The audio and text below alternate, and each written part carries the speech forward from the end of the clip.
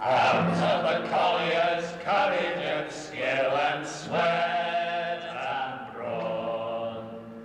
Out of the hard black rock, the age of power was born. From the deepest dark of unending nights, we brought the gift of heat and light. You in the hole, away in the cold, way down.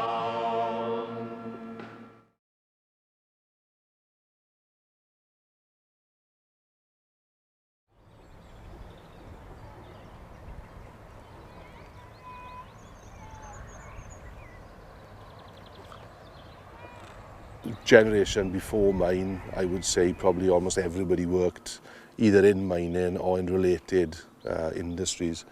My generation sort of came through and the mines were starting to close, and I just ran past this idea of an outdoor sort of development company based in Seven Sisters. So we were the only ones really inside the coalfield that thought, well, okay, let's give it a go.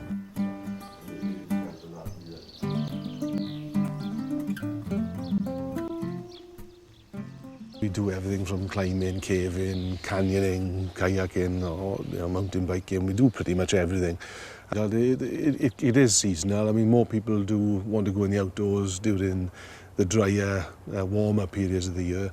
But as I said, going back to what we started for, we're effectively a development company. We want to move people along, make people more aware of themselves, their own natural behaviours, and you know, if people can move a little and understand themselves better, well, that's really our job done. I say we think the outdoors is the best classroom there is.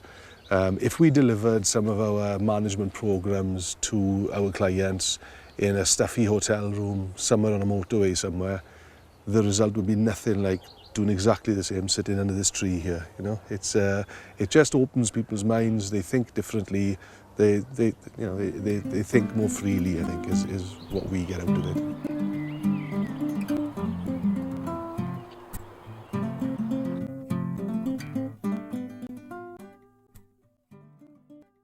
It's bucking a trend that started a long time ago, which is now starting to reverse, I think. I mean, you know, I can walk to work. You know, pretty much all of our employees can walk to work. I mean, that's something that hasn't happened in Seven Sisters for a long time, you know. So yeah, that, and obviously the fact that we employ, there's 30 people now in the group. That's quite a big employer for the valley, you know. When you've got the village size is about 2,000 people. That's quite a chunk of people employed. Probably the biggest tip of all would be to have a very robust business plan right at the start. So you understand exactly the market you're after and exactly what your costs are going to be. Once that's right, then really it's just down to hard work. And the harder you work, the more successful you'll be.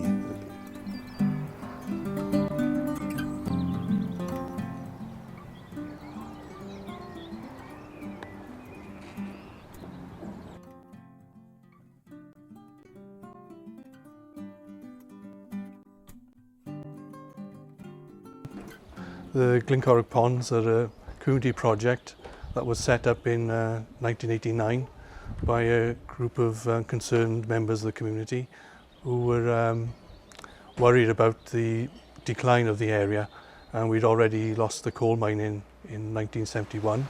So some of the people came up with the idea of utilising beautiful scenery and lots of rain, and they came up with the idea of building some lakes. You know, we went out and got the support of the village by selling £1 shares in the project, and you know, that raised £2,000. So we went to the Welsh office then and said, well, look, we got this project and the community is behind it. You know, can you help us out in developing it? It came from the Welsh office as well, because they had the Valleys Initiative in the mid-80s, which they gave £500,000 for 5 projects in Wales. And we were fortunate enough to be one of those projects that, you know, they liked our idea. That you know, we were so out there for a village in Wales to be thinking about developing lakes and developing tourism, you know, where it was initially or originally a coal mining area.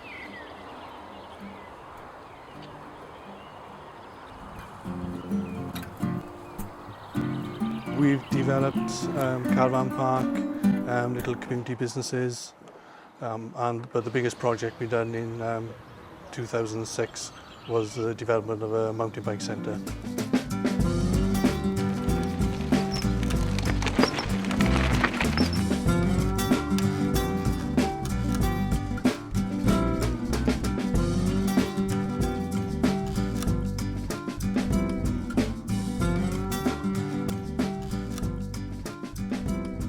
And that brings in over about 60,000 visitors to the Upper Avon Valley and to our community every year. From when we started, when there was only 1 or 2 B&Bs in the area, now there's about 15 to 20. We can develop all this, but the regeneration of the community itself and the people within that community to see the benefits of what they've got. That is that's the longest and hardest goal that we've got to achieve.